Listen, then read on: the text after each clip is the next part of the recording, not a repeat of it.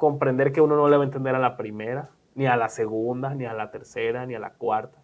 Y entender que esa es la situación normal. Cuando hay un conocimiento nuevo que no entendemos, no lo vamos a entender. El consejo que yo le doy a los estudiantes, que aprendan a ver como normal, normalizar esa sensación de no entenderlo.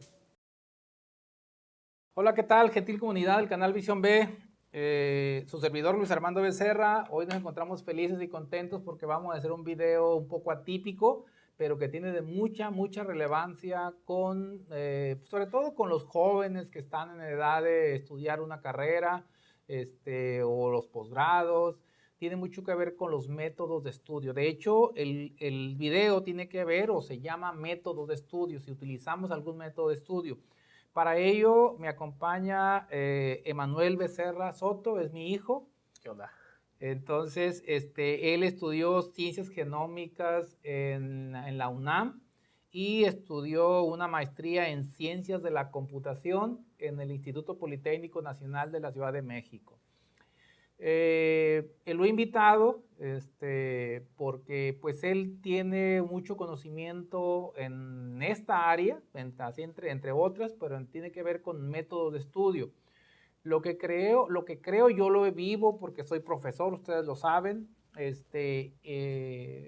Hay mucho joven en edad pues de licenciatura, es donde yo más imparto clases, que tiene problemas a la hora de pasar sus exámenes. Y yo les he preguntado si utilizan algún método de estudio o si qué técnica utilizan para estudiar, y la verdad es que no utilizan ninguna técnica o la técnica clásica de memorizar, o sea, de agarrar el cuaderno, inclusive en el peor de los casos, de repasar solamente apuntes de libreta, ni siquiera de acudir a libros, y muchas veces lo que hacen es acuden mucho a medios digitales, a la web, videos, y generalmente buscan videos cortos donde solamente prácticamente quieren la respuesta que están buscando y se acabó.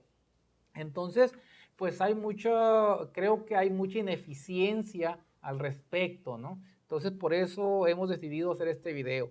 Pues, Emanuel, gracias por estar con nosotros. Gracias por invitar. Y yo te quisiera preguntar inicialmente, pues lo más básico es, ¿existen métodos que puedan ayudar digamos, a hacer más eficiente el tiempo que le dedican los estudiantes a, pues, aprender ya sea para aprender una asignatura, un examen, o etcétera? O sea, ¿hay métodos para eso? Claro, claro. Y la buena noticia es que funcionan. La mala noticia es que hay que poner esfuerzo de uno y sobre todo en un inicio. Ok. Entonces quiere decir que, bueno, sí hay herramientas o hay métodos, más que hay que dedicarle como todo, pues hay que meterse a conocerlo y tiempo. Ahora, ¿cómo se llaman esos métodos? ¿Son varios? ¿Dónde están? ¿Dónde los alumnos pueden buscarlos? Hay, hay varios métodos, hay algunos incluso más conocidos, menos conocidos, pero lo que a mí más me gusta y es lo que más me llama la atención es entender lo que está detrás, de cómo uno aprende, cómo uno memoriza las cosas, porque así uno puede diseñar sus propios métodos o ir encontrando los métodos que funcionan para uno mismo. Ok. Eh, Métodos famosos, por ejemplo, que incluso tienen que ver hasta un poco con productividad, y ahorita voy a explicar por qué.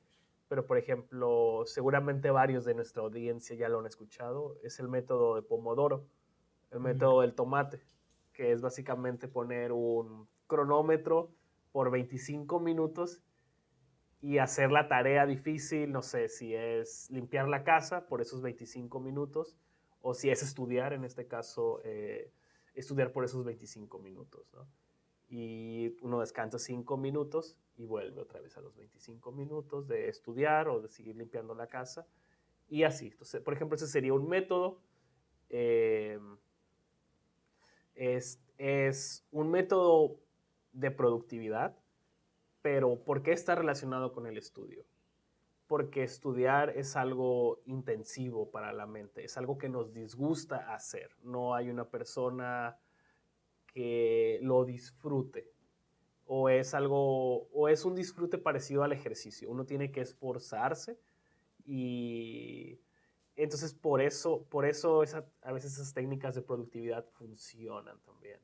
De hecho, yo le digo a los alumnos que generalmente la mente, y disculpen la palabra, es floja, pues tiende a la relajación. Y entendiendo por relajación, por no hacer nada o por hacer algo que no tenga casi ningún esfuerzo. O sea, ver videos, conversar temas a veces triviales. No hay ningún esfuerzo mental. O sea, no estoy obligando a mi mente a encontrar una solución de algo o a memorizar algo. Entonces, la mente por naturaleza, yo le digo a mis alumnos, es floja. Claro. Entonces, claro. concuerda con lo que tú estás diciendo, Manuel. Es decir, ocupo un método para obligar a mi mente a que haga algo que no le gusta. Claro, claro. Es una comparación que yo encuentro muy adecuada. Es, por ejemplo, ir al gimnasio, estarse preparando para hacer músculo, para estar más saludable, requiere que nos forcemos, ¿no? Entonces, van un poco por ahí las técnicas. Por ejemplo, y ese es como el primer, por así decirlo, el primer principio, es que ya lo mencionas. La mente es floja, tiende, eh, pues no le llaman que tiene el reposo, pero le llaman el estado normal del cerebro, le llaman el cerebro que cuenta historias, ¿no? Nada más uno está pensando en qué va a hacer en el día, como que uno empieza en una narrativa, le gusta pensar en historias al cerebro. ¿Hay algún otro método? Disculpe que te Claro, interrumpe. claro, claro. A ver. Por ejemplo, tomando en cuenta esa parte, hay un libro que se llama Deep Work, Trabajo Profundo, y en él el autor señala que hay que separar esos trabajos de la mente. Hay que separar los trabajos que requieren mucho la mente y los trabajos que no requieren la mente. Y entonces, ¿a qué viene? El estudio es uno de esos trabajos que requiere la mente. Entonces, él le llama a ese trabajo, le llama trabajo profundo, que requiere la mente. Y el trabajo que podemos hacer así casi con nuestra mente apagada, sacar la basura, checar nuestro correo, no sé, hacerle una llamada a un amigo, él lo menciona como shallow work, como trabajo así nada más por encima, superficial. Entonces, él menciona que hay que separar esos trabajos porque se requieren cosas diferentes y se requieren estilos diferentes. Lo que él menciona es que el trabajo profundo es muy cansado, uno tiene que prepararse y una primera técnica entonces sería simplemente medir qué tanto trabajo profundo podemos hacer. Tomar un cronómetro y igual va por la misma idea del método de Pomodoro, tomar y forzarnos y contarlo. Hoy me esforcé los 25 minutos y pausé, tomé un respiro y seguí. Y otros 25, ya van 50. Saber qué tanto tiempo podemos eh, juntar ese trabajo profundo, intenso en la mente. Y él menciona algo que es sorprendente, que no podemos estar las 8 horas del día en ese estado de trabajo profundo. No hay mente humana, no hay genio, no hay nadie que pueda. Él menciona como un número que no, es así como práctico para él preguntándole a personas es lo que ha encontrado, no es para nada un número científico, pero dice que alguien que esté muy acostumbrado a hacer trabajo profundo puede en el día un máximo de 4 horas más o menos. Entonces, ese sería un límite para el tiempo que un estudiante en un día puede estudiar. Ese es el límite teórico, por así decirlo, 4 horas de estudio. Y siempre y cuando, me imagino, no sean continuas, o sea, de trabajo puro profundo, pues puro trabajo profundo, sino con pausas, pues. Con ciertas pausas, Okay. claro, claro. Igual, por ejemplo, también retomando de otro libro, el libro se llama The Productivity Project en él mencionaba también, tiene que ver otra vez con la parte del trabajo profundo, menciona el autor, que él por un tiempo trató de medirse algo que le llama el BPT. BPT es, por sus siglas en inglés, Biological Prime Time, que básicamente es a qué horas tu cerebro está activo. Somos personas diferentes, con ciclos diferentes. Entonces, algunas personas son más activas en el día, otras en la noche. Entonces, su pregunta fue básicamente, ¿a qué horas mi cerebro está activo? Simplemente él trató de medir para él. Pues él trataba nada simplemente de llevar una especie como de diario, ir anotando, pero se puede hacer de muchas maneras. O sea, incluso pudieran ustedes agarrar una calculadora y tratar de adivinar sumas, por ejemplo, o multiplicar en su mente. Y si ven que se están tardando, quiere decir, no estoy tan activo, ¿no? Uno mismo tiene cierta noción de qué tan activa está la mente.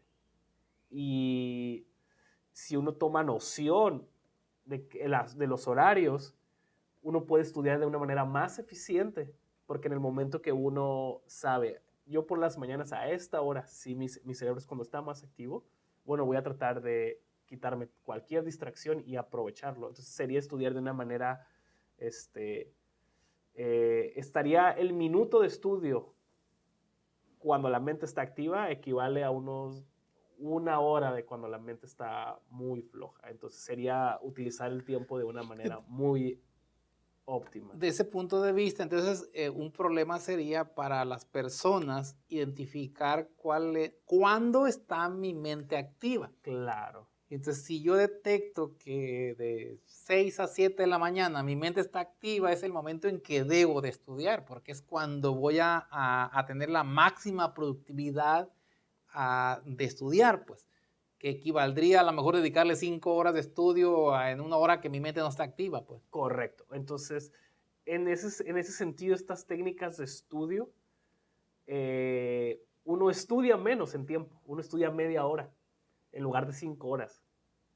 Pero esa media hora se siente durísima, se siente como ya no quiero más. Entonces, es lo mismo como ir al gimnasio.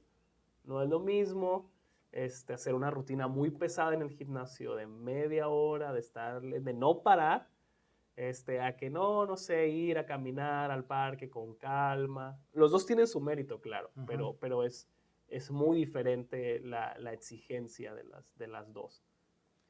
Ahora, ¿hay algunos otros autores que tú traigas ahí Claro, que puede uno fundamentar esta temática?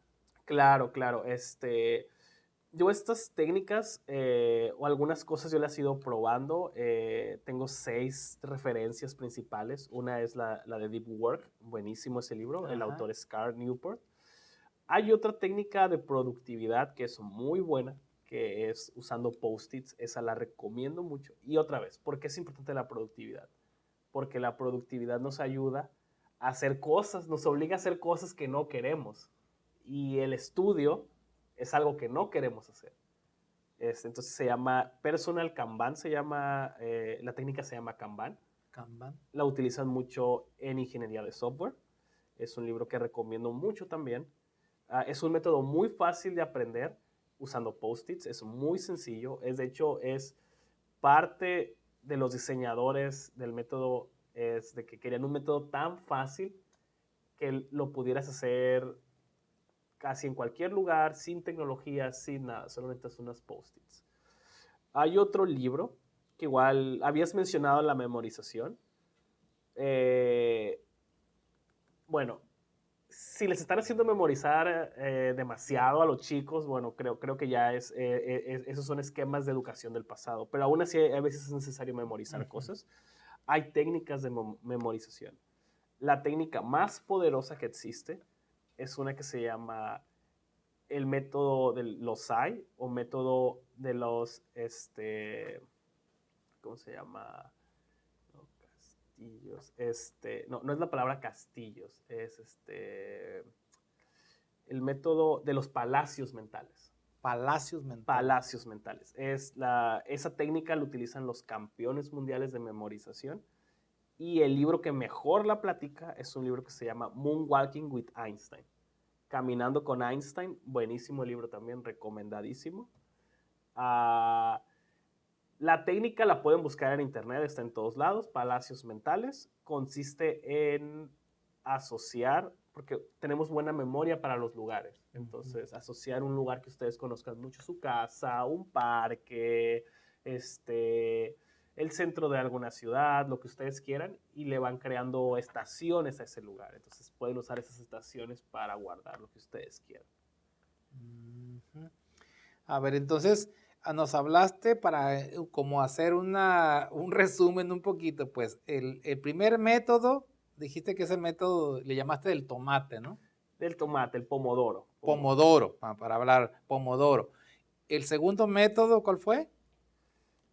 El método de deep work, le podemos llamar. De trabajo profundo, el de deep work. Y el tercero es el de los palacios que dijiste. Bueno, Kanban. Kanban. El método Kanban. Y el cuarto, el método de los palacios mentales. De los palacios mentales. O sea, estamos hablando de 4 métodos diferentes. 4 métodos diferentes. Tú, en tu experiencia, ¿con qué método trabajas y cuál ha sido tu experiencia específicamente, tu diferencia? ¿Qué has sentido tu experiencia en esa parte? Yo he intentado un poco de todos. Igual, estos son mi experiencia. ¿Con qué método en particular? ¿O cómo lo platico? Sí, o sea, sí, dime, por ejemplo, ¿cuál método usas más tú, pues? O que te da más resultado a ti. Es que estos métodos no son mutuamente excluyentes, se apoyan todos entre ellos. O sea, el pomodoro te ayuda como a obligarte, no sé, a lo mejor en ese cachito del tiempo, pero puedes tener otro cronómetro tomando qué tanto tiempo estás en deep work, por ejemplo. Entonces, por ejemplo, Kanban te ayuda, no sé, a tener una planeación un poco más macro de tu día, por ejemplo.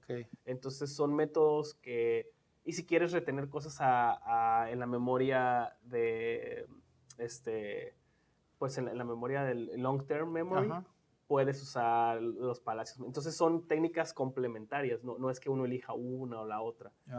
Y yo de hecho un consejo que doy es que uno vaya buscando sus tiempos. Por ejemplo, en Pomodoro, la técnica original salió con 25 minutos, pero uno puede empezar, no sé, 25 se me hacen mucho, bueno, intentar 17 minutos, o 25 se me hacen muy pocos, subirle a 30. Entonces, no son métodos que estén fijos, uno puede experimentar con ellos.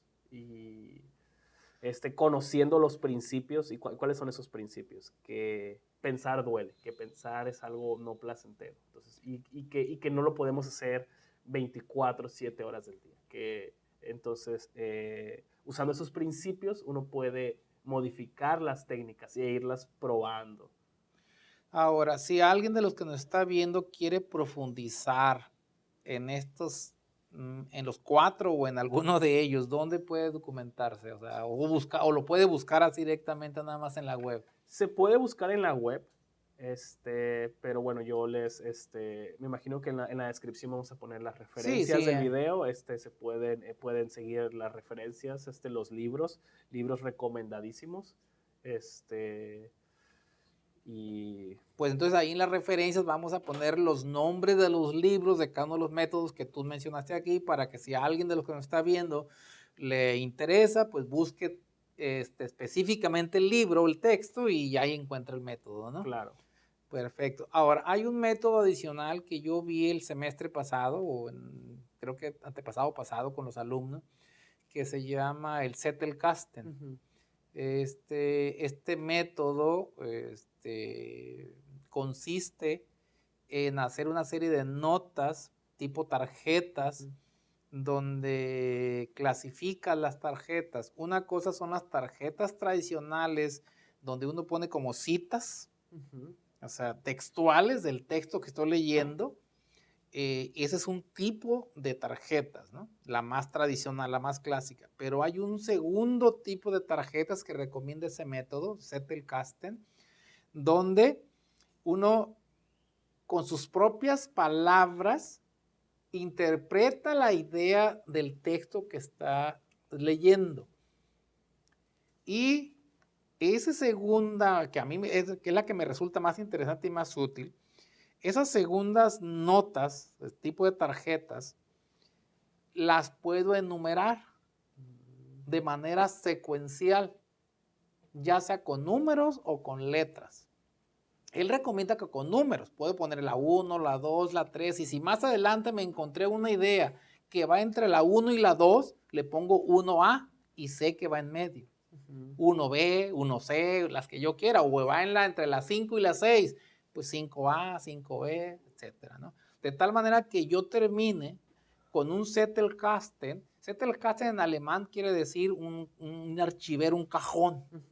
Entonces yo puedo ir a acumular las tarjetas de tal manera que tengo al menos dos tipos de tarjetas. Las citas textuales y las citas, pero ya interpretadas por mí con mis propias palabras. ¿Sí? Y él recomienda que una vez que haga la cita textual no tiene problema porque la pongo textual entre comillas y pongo la referencia al pie. En las que yo escribo, donde yo interpreto, dice, él recomienda que por atrás ponga la referencia. Claro. Y luego, y hay una tercera tipo de fichas. Él se refiere que son fichas coyunturales que desaparecen después de un día o 2 días, que es que notes en un papel, ¿sí? Puede ser hasta una servilleta, la idea que se me viene y la escriba para después verificarla en el texto o complementarla en el texto, pero esas son temporales totalmente. Las que realmente quedan en el Zettelkasten es la textual y la que yo escribí. Ahora, cuando yo voy a pasar a la fase de escritura, las más útiles me van a ser las fichas que yo interpreté. Porque de hecho, puedes casi pegarlas nada más porque son tus palabras y nomás las vas referenciando. Agarras un estilo APA de redacción y pones la síntesis, escribes y prácticamente tienes hecho el ensayo. Este método, que así de sencillo se explica, obviamente llevarlo a la práctica tiene sus detalles. Lo de menos es el cajón. Puede ser este método que lo inventó un académico alemán, él físicamente hablaba de un cajón, pero ahorita con la electrónica puedes hacerlo hasta en la computadora, o sea, un cajón digital, pues. Entonces, ese es otro método que yo quiero agregar en esto que estamos viendo. Te lo expongo porque, pues, se conjunta con los 4 que ya expusiste, ¿no? O sea, se llama el Zettelkasten. ¿Y cómo pueden encontrar la referencia? Hay el libro, está traducido inclusive al español, ustedes lo pueden encontrar, el original está en alemán.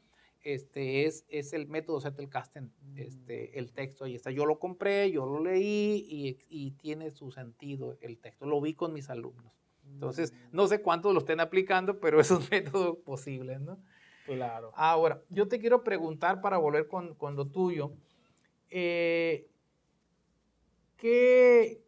tanto o el método puede servir para cualquier materia o nada más para lo que tú trabajas, por ejemplo, para cosas que tienen que ver con programación o de cómputo, o puede ser para alguien que estudie historia, alguien que estudie economía, derecho, contabilidad? Sirve para cualquier cosa que requiera esfuerzo mental. Entonces, para todos los estudiantes de cualquier carrera, pues.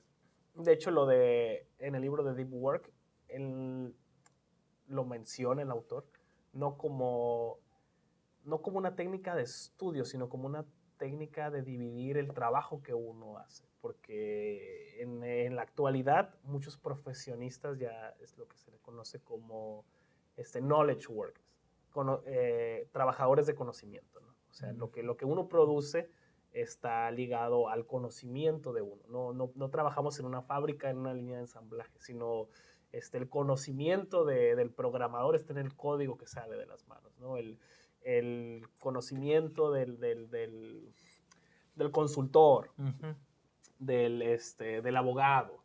Entonces, Y en ese aspecto, el estudio queda englobado en algo que requiere un esfuerzo profundo de la mente.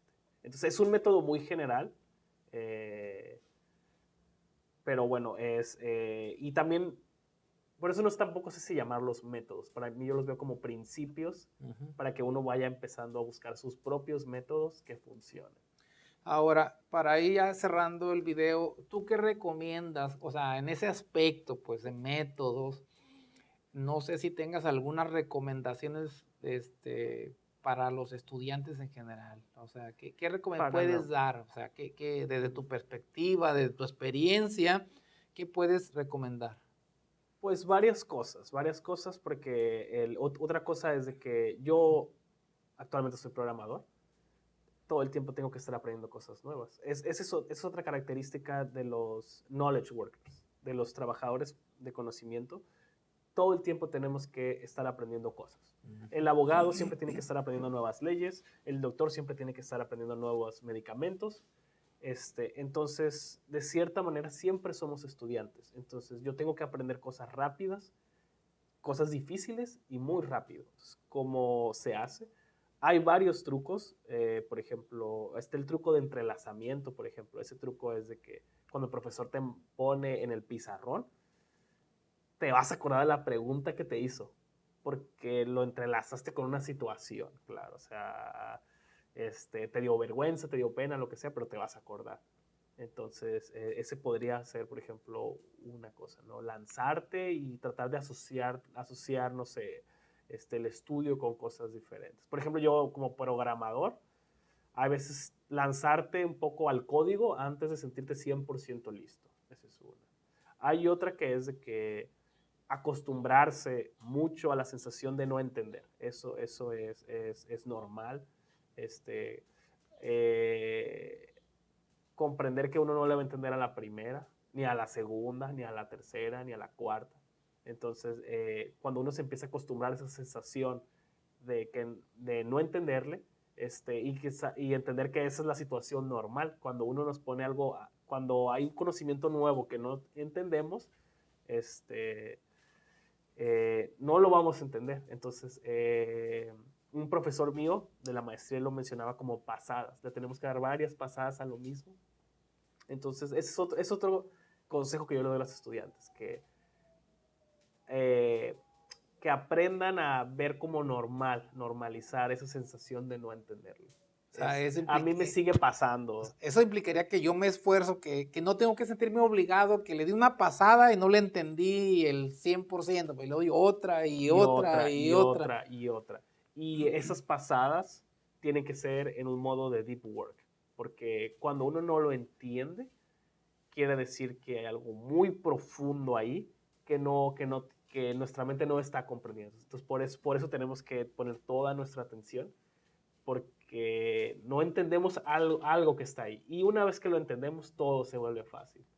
Entonces, Okay. por eso es necesario estar en este modo de trabajo profundo cuando uno está estudiando, porque nadie le va a entender a la primera. Tiene que ser uno muy natural, tiene que ser uno un músico, un matemático con mucho talento para entenderle la primera explicación. Y esos, por así decirlo, genios, nomás le entienden la primera en los primeros temas. Ya luego hay temas más complicados que sí requieren 2 pasadas, 3 pasadas. Entonces todos requerimos muchas pasadas. Muchas pasadas. ¿Y cómo vamos a hacer esas pasadas? En un modo de trabajo profundo, entendiendo que cuesta trabajo, entendiendo que nuestra mente es muy limitada, solo tenemos a lo máximo 4 horas de ese trabajo profundo, entonces no hay que gastarlo. Ok. Entonces la primera recomendación es busque un método, una herramienta. Segundo, acostúmbrese a varias pasadas. A varias pasadas, exactamente. Bueno, pues no sé si hay algo más, Emanuel, que quieras comentar al respecto. Entiendo que es una temática, pues, ahora sí que profunda, Profunda. este, pero creo que es de mucho interés y trascendencia para los jóvenes, o sea, los que están en formación.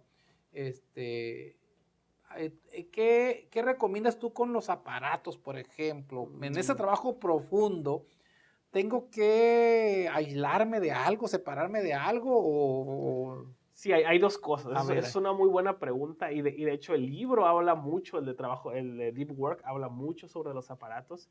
Y de hecho tiene una continuación que se llama Minimalismo Digital, que todavía habla es 100% de los aparatos, pero no trata de ponerte muchas reglas en ese libro, pero de las pocas que pone es de que el trabajo profundo va sin internet.